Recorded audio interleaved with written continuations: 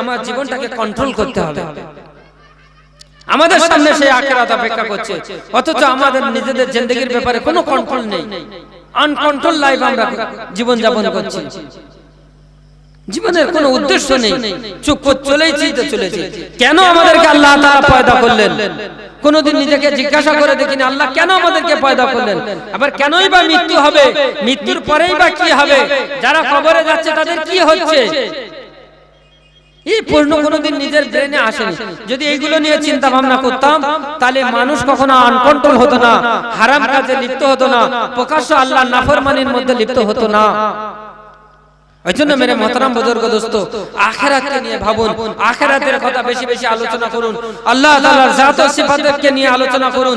দেখবেন ঈমান মজবুত হবে, আল্লাহ তাআলার প্রতি ভরসা তৈরি হবে, ঈমানের মধ্যে শক্তি খুঁজে পাবে।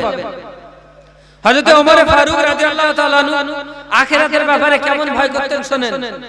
ওমর ফারুক রাদিয়াল্লাহু তাআলা আনহু ওনার যখন ইন্তেকাল হচ্ছে, ওনার ইন্তেকালের লম্বা ইতিহাস আছে, ও কাহিনী বলতে গেলে সময় শেষ হয়ে যাবে। উনি ফজরের নামাজ পড়াচ্ছিলেন, ফজরের এক রাকাত নামাজ হয়েছে, দ্বিতীয় রাকাত শুরু হয়েছে, পিছন থেকে একজন খঞ্জর মেরেছে হযরত ওমর ফারুক রাদিয়াল্লাহু তাআলা আনহু। এরকম 12টা চিয়া মেরেছে খঞ্জর দিয়ে পেটে। যাই হোক, উনি যন্ত্রণায় ছটফট ছটফট করছে।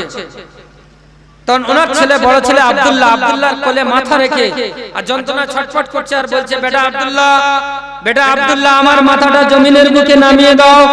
আমার এই ছটফটানি আর কাতরানি দেখে আল্লাহ যাতে ওমরকে maaf করে দেয়, আল্লাহ যদি ওমরকে maaf না করে দেয়, ওমর হালাক হয়ে যাবে, বরবাদ হয়ে যাবে। ওমরের মতো হস্তি, এত বড় মাপের সাহাবী, আল্লাহ রাসূল বলেছেন, আনা খাতামান নবী লা নবিয়্যা বাদি, আমি শেষ নবী, আমার পরে আর কোনো নবী নেই। কিন্তু যদি নবীর সিলসিলা বাকি থাকতো তা আল্লাহ তাআলা ওমরকে নবী করতেন। ওমর যে রাস্তায় যেত, শয়তান সে রাস্তা দিয়ে যেত না।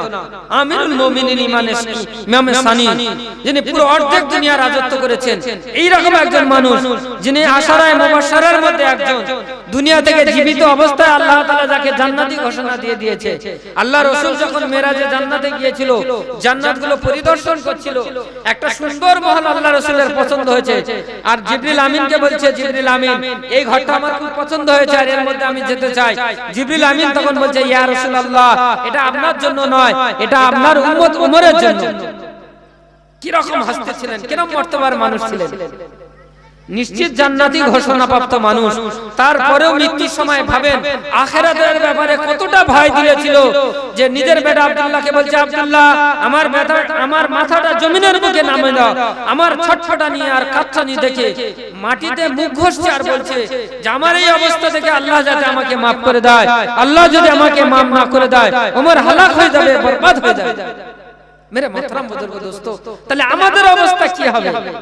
আমরা কি করে এত নিশ্চিন্ত হয়ে গেলাম যে আমাদের দিব্যি গায়ে হাওয়া লাগিয়ে ঘুরে বেড়াচ্ছি, কোনো চিন্তা নেই আখিরাতের ব্যাপারে, মৃত্যুর ব্যাপারে। কদিন দুনিয়া করতে এসেছি, কুল্লু নাফসিন যায়িকাতুল মউত, মৃত্যু প্রত্যেকের পিছনে ধাওয়া করে বেড়াচ্ছে, আর নির্দিষ্ট সময়ে মৃত্যু আসবে আর তাকে নিয়ে আখিরাতের মঞ্জিলে ফেলে দেবে। দোস্ত, সেদিন আর কিছু করার থাকবে না, আহা বলার কেউ থাকবে না, উহু বলার কেউ থাকবে না, পিঠে হাত দেওয়ার মতো কেউ থাকবে না, কেউ কবর থেকে পালাতে পারবে না, লুকাতে পারবে না, কেউ আল্লাহর সামনে টকরাও করতে পারবে না যে কেন এমন করা হচ্ছে। সেদিন কেউ দেখতে যাবে না দোস্ত, শুধু নেক আমল সঙ্গে যাবে, ঈমান সঙ্গে যাবে। এজন্য আসুন ঈমানের আলোচনা করি, মসজিদে ঈমানের আলোচনা করি, মানুষদেরকে আল্লাহর ঘর মসজিদের দিকে ডেকে ডেকে আনি। যে মসজিদের সঙ্গে মহব্বত করে আল্লাহ তাআলা তাকে মহব্বত করে, যে মসজিদের সঙ্গে মহব্বত করে, মান আলিফাল মসজিদ আলিফাহুল্লাহ, যে মসজিদকে মহব্বত করে আল্লাহ তাআলা তাকে মহব্বত করে। যে মসজিদকে নিজের ঘর বানিয়ে নেয় আল্লাহ তাআলা তাকে 5টা পুরস্কার দেবে। যে মসজিদকে নিজের ঘর বানিয়ে নেয়, 1 নম্বর পুরস্কার আল্লাহ তাআলা তাকে দিলে শান্তি দেবে। আজকে শান্তির জন্য সারা দুনিয়ার মানুষ পেরেশান হয়ে বেড়াচ্ছে, সারা দুনিয়ার মানুষ শান্তি খুঁজে বেড়াচ্ছে কিন্তু শান্তি পাচ্ছে না। আল্লাহ তাআলা দিলে শান্তি দেবে যদি মসজিদকে নিজের ঘর বানান, মসজিদের সঙ্গে যদি মহব্বত করেন, মসজিদের সঙ্গে যদি সম্পর্ক তৈরি করেন, আল্লাহ তাআলা দিলে শান্তি দেবে। দ্বিতীয় নম্বর কি, আল্লাহ তাআলা রহমত দেবে, আল্লাহ তাআলা রহমত দেবে। 3 নম্বর কি করবেন, আল্লাহ তাআলা পুলসিরাতকে পার করে দেবেন। আমাদের মৃত্যুর পরে বড় বড় 5টা বেড়া, প্রথম মৃত্যুর পরে মুনকার নাকির আসবে, কবরে সলজাব শুরু হবে, প্রথম নম্বর বেড়া শুরু হয়ে গেল কবর থেকে। তারপরে কি হবে? ময়দানে কিয়ামতে তোলা হবে, ভয়াবহ অবস্থা। তারপরে কি হবে? পুল সিরাতের পুল আমাদেরকে পার হতে হবে, 1500 বছরের রাস্তা। তারপরে জান্নাত আর জাহান্নাম, বড় বড় মঞ্জিল অপেক্ষা করছে। এই পুল সিরাতের রাস্তাকে আল্লাহ তাআলা পার করে দেবে যদি আমরা মসজিদকে নিজের ঘর বানাই। 4 নম্বর কি করবে? আল্লাহ তাআলা ডান হাতে আমলনামা দেবেন। সুবহানাল্লাহ। যখন মিজানের পাল্লায় ওজন করা হবে, মানুষের আমলনামাগুলো মাপা হবে, ডান হাতে যাদের আমলনামা হবে তারা চিৎকার দেবে আর নারা দিতে থাকবে। যেরকম নারায় তাকবীর দেয় বাচ্চারা খেলা করে যখন প্রাইজ জিতে আনে, হুররে দিতে থাকে, যার ডান হাতে আমলনামা এসে যাবে সেরকম নারা দিতে থাকবে। পুরো কিয়ামতবাসী তার দিকে তাকিয়ে দেখবে, তার মুখ ঝলমল ঝলমল করবে, কেননা সে আজকের পাশ করে গেছে এই কঠিন দিনে। কেননা কঠিন পরিস্থিতি তৈরি হবে ময়দানে কিয়ামতে দোস্ত, কঠিন পরিস্থিতি তৈরি হবে। হযরত আদম আলাইহিস সালাম থেকে নিয়ে শুরু করে আমাদের নবী হযরত মুহাম্মদ সাল্লাল্লাহু আলাইহি সাল্লাম পর্যন্ত 1,24,000 নবীরা এসেছে, যারা ছিল আল্লাহ তাআলার সবথেকে মনোনীত বান্দা, যারা আল্লাহ তাআলার সবথেকে প্রিয়, যারা আল্লাহ তাআলার সবথেকে কাছের, যাদেরকে আল্লাহ তাআলা মনোনীত করে মুনতাখাব করে রাসূল করে দুনিয়ায় পাঠিয়েছিলেন। এই রকম মানুষরাও সেদিন নফসি নফসি করতে থাকবে ময়দানে কিয়ামতের ভয়াবহতা দেখে। হযরত আয়েশা রাদিয়াল্লাহু তাআলা একদিন বলছে, ইয়া রাসূলুল্লাহ, ইয়া রাসূলুল্লাহ, আমি শুনেছি আপনি বলেছেন ময়দানে কিয়ামতে সমস্ত মানুষ উলঙ্গ অবস্থায় উঠবে। ইয়া রাসূলুল্লাহ, আমি আয়েশা, আমার কি হবে? আমার ইজ্জতের কি হবে?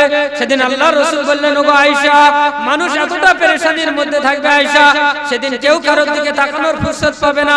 প্রতিটা মানুষ আসমানের দিকে তাকিয়ে নফসি নফসি নফসি করতে থাকবে, এমনকি নবীরাও নফসি নফসি করতে থাকবে আয়েশা।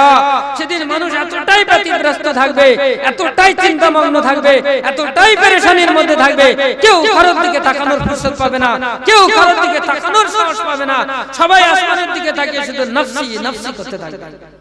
হযরত আদম আলাইহিস সালাম নফসি নফসি করবে, ওয়া ইয়াকুলু আদম সাফিউল্লাহ ইয়াউমাল কিয়ামা, ইয়া রাব্বি নফসি নফসি, ইয়া রাব্বি নফসি নফসি। ওয়া ইয়াকুলু মূসা কালিমুল্লাহ ইয়াউমাল কিয়ামা, ইয়া রাব্বি নফসি নফসি, ইয়া রাব্বি নফসি নফসি। ওয়া ইয়াকুলু ইউসুফ সিদ্দিকুল্লাহ ইয়াউমাল কিয়ামা, ইয়া রাব্বি নফসি নফসি, ইয়া রাব্বি নফসি নফসি। ওয়া ইয়াকুলু ইব্রাহিম খলিলুল্লাহ ইয়াউমাল কিয়ামা, ইয়া রাব্বি নফসি نفسي يا رب نفسي نفسي. ويقول إسماعيل جميع الله يوم القيامة يا رب نفسي نفسي يا رب نفسي نفسي. ويقول داود خليفة الله يوم القيامة يا رب نفسي نفسي يا رب نفسي نفسي. ويقول نوح نزيع الله يوم القيامة يا رب نفسي نفسي يا رب نفسي نفسي. ويقول عيسى روح الله يوم القيامة يا رب نفسي نفسي يا رب نفسي نفسي. পুরো ময়দানে কিয়ামতে নফসি নফসি নারা উঠবে পুরো ময়দানে কিয়ামতে। যোগো আল্লাহ তুমি আমাকে বাঁচাও, এই নফসি নফসি কথার অর্থ হলো ওগো আল্লাহ তুমি আমাকে বাঁচাও, ওগো আল্লাহ তুমি আমাকে বাঁচাও। কেউ অন্য কারোর কথা বলবে না।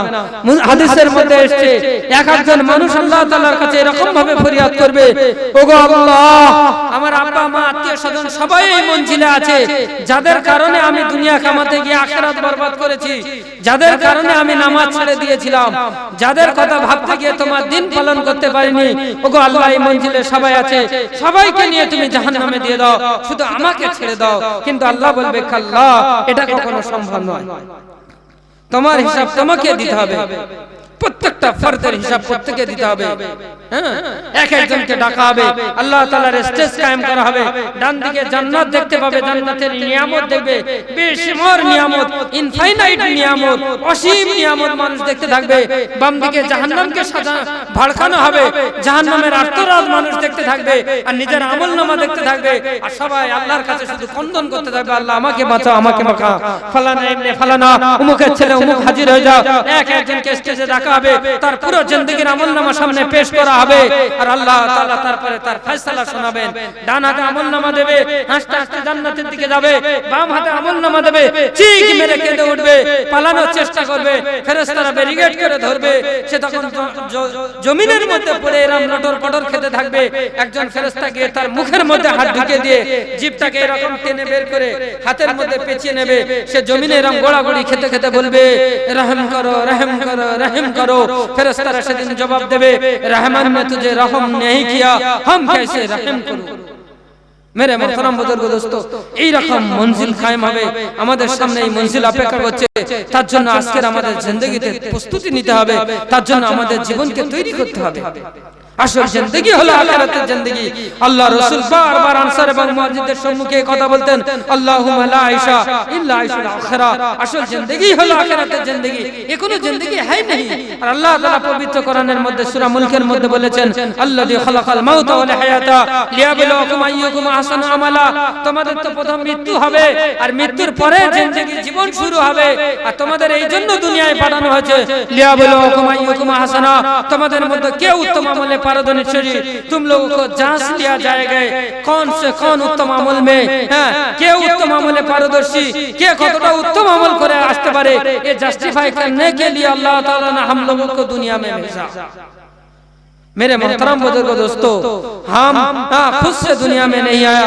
अल्लाह ताला ने हम लोगों को दुनिया में भेजा ये जस्टिफाई करने के लिए लियाबलुकुम अय्युकुम अहसनु अमला हम में से कौन उत्तम अमल में हसन है কে আমাদের মধ্যে উত্তম আমলে পারদর্শী এটা আল্লাহ পাক জাস্টিফাই করার জন্য পাঠিয়েছেন আসল জিন্দেগি হলো আখিরাতের জিন্দেগি খোদার কসম করে বলছি আমরা যেটা জীবন মনে করে বসে আছি এটা আসল জীবন নয় জাস্ট আ টাইম জাস্ট আ একটা সময় দেওয়া হয়েছে এই সময়ের মধ্যে আমাদের ডিসাইড করতে হবে এই সময়ের মধ্যে আমাদের সিদ্ধান্ত নিতে হবে আমাদের আসল জিন্দেগির প্রস্তুতি নিতে হবে যেটা শুরু হবে আপনার মৃত্যুর পরে আর কোনোদিন শেষ হবে না খালিদিনা ফিহা আবাদা আবাদান আবাদান জিন্দেগি যেখানে there is starting point but there is no ending point সেখানে শুরু হবে কিন্তু শেষ বলে আর কিছুই নেই এরকম একটা জিন্দেগি আল্লাহ তাআলা রেখেছেন ওটাই হলো আসল আমাদের জীবন দোস্ত এই জিনিসটা যদি আমরা দুনিয়াতে বুঝে নিই তাহলে আমাদের দুনিয়ার জীবন কামিয়াব হয়ে যাবে সফল হয়ে যাবে এই জিনিসটা বোঝানোর জন্য প্রত্যেকটা জামানার নবীরা এসে তারা মানুষদেরকে এই জিনিসটা বুঝিয়েছিল ইয়া আইয়ুহান নাস কুলু লা ইলাহা ইল্লাল্লাহ তুফলিহু ইয়া আইয়ুহান নাস কুলু লা ইলাহা ইল্লাল্লাহ তুফলিহু হে মানব জাতি হে মানুষেরা তোমরা এই কালেমার স্বীকারোক্তির উপরে এসে যাও তোমরা এই কালেমাকে স্বীকার করে নাও তোমরা এক আল্লাহ তাআলার জাতের উপরে ঈমান নিয়ে আসো তোমরা আল্লাহ তাআলার উপরে ভরসা করো তোমরা আল্লাহ তাআলার জাত ও সিফাতকে বিশ্বাস করে নাও তোমরা সফল হয়ে যাবে দুনিয়াতে আল্লাহ তাআলা তোমাদের শান্তি দেবে দুনিয়াতে আল্লাহ তাআলা তোমাদের হেফাজত করবে আর আসল যে জিন্দেগি আখিরাতের জিন্দেগি আল্লাহ তাআলা সুখময় করবে এর মেহনত পুরো নবীরা পুরো জিন্দেগি ভরে মেহনত করেছে কেউ কাপড় মাখানা দোকানের জন্য মেহনত করেনি প্রতিটা নবীর জিন্দেগির সিরাত দেখেন সাহাবায়ে কেরামদের সিরাত দেখেন তাদের একটাই মাকসাদ ছিল যে প্রত্যেকটা মানুষ কিভাবে জাহান্নাম থেকে বাঁচবে আর জান্নাতমুখী হবে এর জন্য তাদের জান আর মাল যাবতীয় যোগ্যতা এই উম্মতের পেছনে লাগিয়ে দিয়েছে মানুষদেরকে বাঁচানোর জন্য ওই জন্য করে আল্লাহ তাআলা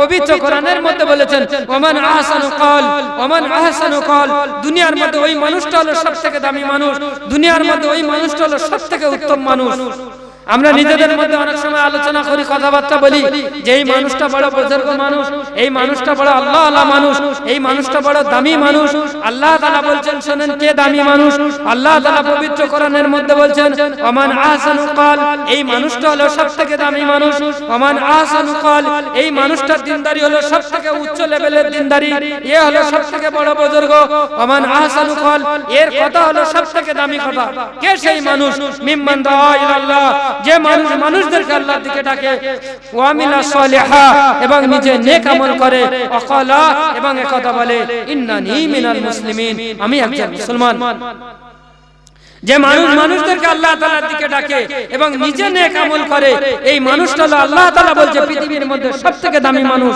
পৃথিবীর মধ্যে সবথেকে বড় বুজুর্গ পৃথিবীর মধ্যে সবথেকে বড় আল্লাহ পৃথিবীর মধ্যে সবথেকে বড় দিনদার মানুষ যে মানুষটা মানুষদেরকে আল্লাহর দিকে ডাকে ভাই আমরা সারা দিনে কজনকে আল্লাহর দিকে ডাকি আমাদের ওলামারা বলে মিনিমাম দৈনিক 20 জনকে আল্লাহর দিকে ডাকতে হবে আর 20 জনকে সালাম দিতে হবে সালাম দেওয়ার জন্য কোনো পয়সা লাগে না আসসালামু আলাইকুম ওয়া আলাইকুমুস সালাম ওয়া রাহমাতুল্লাহি ওয়া বারাকাতুহু এই কথাটা সারা দিন সকালে ঘুম থেকে ওঠার পরে 20 জনকে যদি আপনি দেন আর সেই দিন যদি আপনার ইন্তেকাল হয়ে যায় আপনার জন্য জান্নাত ওয়াজিব সুবহানাল্লাহ কে বলেছেন দো জাহানের বাদশা আল্লাহ রাসূল বলেছেন ইমামুল আম্বিয়া আল্লাহ রাসূল বলেছেন যে মানুষটা দৈনিক 20 জনকে সালাম দেবে আর ওই দিন তার ইন্তেকাল হবে সে সোজা জান্নাতে চলে যাবে জান্নাত ওয়াজিব দৈনিক 20 জনকে ঈমানের কথা বলতে হবে, দৈনিক 20 জন মানুষকে মসজিদের দিকে ডাকতে হবে কমসে কম, আর 20 জন মানুষকে সালাম দিতে হবে। যদি আমরা এই কাজ করি তাহলে দোস্ত আমাদের ভিতরের ঈমান বাকি থাকবে, না হলে কবে শয়তান ঈমান নিয়ে চলে যাবে, আপনাকে বেঈমান করে কবরে পাঠিয়ে দেবে, আপনার খবর থাকবে না। খোদার কসম করে বলছি, বেঈমান কাফের করে কবরে পাঠিয়ে দেবে, আপনি বুঝতে পারবেন না। আপনি মনে করবেন আমি পাক্কা ঈমানওয়ালা, কিন্তু আপনার ভিতরে ঈমান শয়তান খেয়ে বসে আছে, আপনি ছেঁড়া হাতে চলে যাবেন, ঈমান হারা হয়ে চলে যাবে, বুঝতে পারবে না। মালাকুল মউত যখন সামনে এসে দাঁড়াবে, জানকে ছিনিয়ে নেওয়ার জন্য আসবে, সেই সময় টনক নড়বে, বুঝতে পারবেন, কিন্তু আর কিছু করার থাকবে না, না কাউকে কিছু বলতে পারবেন না, কিছু করতে পারবেন না, ঈমানের কালেমা সেদিন পড়তে পারবেন, বুক বিড়বিড় বিড়বিড় করবেন, আর এলাকাবাসীরা আপনার আত্মীয় মুখে পানি দেবে, টস টস করে গড়িয়ে চলে আসবে, কিছুই করার থাকবে না। দেখেন না মৃত্যুর সময় এরকম হয়। এইজন্য আপনি কল্পনা করুন, এখন আপনার রক্তের তেজ আছে, জওয়ানি আছে, ক্ষমতা আছে, আপনি ওই দৃশ্যটা একবার ভাবুন, আমার ওই কি হবে সেদিন, কে সাহায্য করবে, কে সাহায্য করতে পারে ওই দিন? মানুষের মৃত্যুর সময় কেউ সাহায্য করতে পারবে না, পারবে? ছেলেরা সাহায্য করবে? দেখেন যখন ওই রকম পরিস্থিতি হয় মাইয়েতের, সে কিছু বলার চেষ্টা করে, তার জীবন তো বিগড়ে গেছে, মালাকুল মউতকে দেখতে পাচ্ছে, অন্তত অবশিষ্ট যারা আছে তাদেরকে সাবধান করার চেষ্টা করে, কিন্তু আর মুখ দিয়ে কথা বের হয় না, ওই জন্য জিভ জড়িয়ে যায়, আওড়ামাও করে, চোখ উল্টে যায় যখন মালাকুল মউতকে দেখতে পায়। কে সেদিন সাহায্য করবে? শোনেন, আল্লাহ তাআলা সাহায্য করবে। কাদের সাহায্য করবেন? শোনেন, আল্লাহ তাআলা পবিত্র কোরআনের মধ্যে বলছেন, ইন্নাল্লাযীনা ক্বালু রাব্বুনাল্লাহ, যারা একথা বলে আমাদের রব আল্লাহ তাআলা। ও ভাই, আমরা সবাই বলি তো আমাদের রব আল্লাহ তাআলা নাকি? যারা একথা বলে আমাদের রব আল্লাহ তাআলা, শুধু একথা বললে হবে না, রব আল্লাহ তাআলা বলে ঘরে বসে থাকলে হবে না, রব আল্লাহ তাআলা বলে মেলায় ঘোরাফেরা করলে হবে না, রব আল্লাহ তাআলা বলে আর ঠেলায় গিয়ে ঠেলা খেলে হবে না। মেরে মুহতারাম বুজুর্গ দোস্ত, রব আল্লাহ তাআলা বলে আল্লাহ কি বলছেন শুনেন, ইন্নাল্লাযীনা ক্বালু রাব্বুনাল্লাহ সুম্মা ইসতাকামু, যারা বলে আমাদের রব আল্লাহ তাআলা এবং এর উপরে জমে থাকে, সুম্মা ইসতাকামু, আল্লাহ তাআলার রুবুবিয়াতের উপরে জমে থাকে, রব अल्लाह ताला, पालने वाला अल्लाह ताला, खिलाने वाला जात अल्लाह ताला, किसी से कुछ नहीं हो सकता, जो कुछ हो रहा है सिर्फ अल्लाह से हो रहा है, nothing is done without Allah, Allah is the all in all। এই বিশ্বাসের উপরে যারা বিশ্বাস স্থাপন করেছে, तू जो चाहता है वो नहीं होता है, रब जो चाहता है वही होता है, तू ओकर जो रब चाहता है फिर देख वो मिलेगा जो तू चाहता है। যারা এই বিশ্বাসের উপরে বিশ্বাস স্থাপন করেছে, যারা এই বিশ্বাস স্থাপন করেছে, আল্লাহ যদি চায় আপনাকে আগে বাড়াবে, আল্লাহ যদি চায় আপনাকে পিছে ওঠাবে, পৃথিবীর কোনো শক্তি নেই আপনাকে অপমান করা। খোদার কসম করে বলছি, কেউ আপনাকে ক্ষতি করতে পারবে না। আল্লাহ তাআলা যদি আপনাকে হেফাজত করবে বলে, অতি ইজ্জু মান তাশা অতি জিল্লু মান তাশা, ইজ্জত এবং জিল্লত আল্লাহ তাআলার কবজার মধ্যে আছে। আল্লাহ যাকে চাইবে তাকে ইজ্জতশালী বানাবে, আল্লাহ যাকে চাইবে তাকে বেইজ্জত করবে। আল্লাহর এই ক্ষমতা স্বয়ং আল্লাহ তাআলার নিজের। আল্লাহুস সামাদ, আল্লাহ বেনিয়া সেলফ সাফিসিয়েন্ট, কোনো কিছুর ব্যাপারে আল্লাহ কারোর মুহতাজ নয়, আল্লাহ কোনো কিছুর ব্যাপারে কাউকে পরামর্শ নেয় না। আল্লাহ এইরকম শক্তিশালী, আল্লাহ যাকে চাইবে তাকে শেষ করে দিতে পারে, যাকে চাইবে তাকে জীবিত করতে পারে। আল্লাহ রাতকে দিন করতে পারে, দিনকে রাত করতে পারে। আল্লাহ তাআলা ধনীকে গরীব করতে পারে, গরীবকে ধনী করতে পারে। আল্লাহ তাআলা শেষ করে দিতে পারে, আবার আল্লাহ শুরু করতে পারে। আল্লাহ এইরকম ক্ষমতার মালিক। এইরকম বিশ্বাস নিয়ে যারা বলে আমাদের রব আল্লাহ তাআলা, সুম্মা ইসতাকামু, এর উপরে জমে থাকে, তাদের মৃত্যুর সময় আল্লাহ সাহায্য করবে। তাতানাজ্জালু আলাইহিমুল মালায়েকা, তাদের মৃত্যুর সময় আল্লাহ ফেরেশতা নাজিল করবে, রহমতের ফেরেশতা, মালায়েকা ফেরেশতার দল আসবে, ওই মাইয়িতের পাশে এসে বসবে আর কানে কানে বলবে, আল্লাহ তাখাফু, আল্লাহ তাখাফু, ও আল্লাহর বান্দা তুমি ভয় পাও না, ওয়ালা তাহজানু, তুমি কোনো চিন্তা করো না, ওয়া বিশরু বিল জান্নাতিল্লাতী, তোমাকে ওই জান্নাতের সুসংবাদ শোনাচ্ছি, ওয়া বিশরু বিল জান্নাতিল্লাতী কুনতুম তুআদুন, এতদিন তোমাকে যে জান্নাতের কথা বলা হতো সেই জান্নাতের সুসংবাদ নিয়ে এসেছি। মেরে মুহতারাম দোস্ত, এইরকম মৃত্যুটা কত আনন্দের মৃত্যু। মৃত্যু পতিত ব্যক্তির, মৃত্যু অবস্থামুখী ব্যক্তির কানে কানে রহমতের ফেরেশতা এসে তাকে জান্নাতের সুসংবাদ শোনাবে। কাদের জন্য? যারা বলে আমাদের রব আল্লাহ তাআলা এবং তার উপরে জমে থাকে, এদিক ওদিক করে না, তার উপরে জমে থাকে যে রব আল্লাহ তাআলা। আমরা তো বলি আমাদের রব আল্লাহ তাআলা, কিন্তু আমরা জমে আছি আল্লাহর উপরে। যদি বাড়িতে গিয়ে দেখি বাড়িতে গিয়ে দেখি যদি একটা বিপদ ঘটে গিয়েছে তখন মন্তব্য করে দেব আমার সঙ্গে শত্রুতা ছিল, এ আমার এই ক্ষতি করে দিয়েছে, আমার ভাই আমার শত্রুতা করে আমাকে ব্যবসায় ডাউন করে দিয়েছে। এই মন্তব্য তাহলে কি ঠিক না বেঠিক? ও ভাই, মন্তব্য ঠিক না বেঠিক? ভাই শত্রুতা করে আমাকে ক্ষতি করতে পারবে? এলাকার মানুষ শত্রুতা করে আমাকে ক্ষতি করতে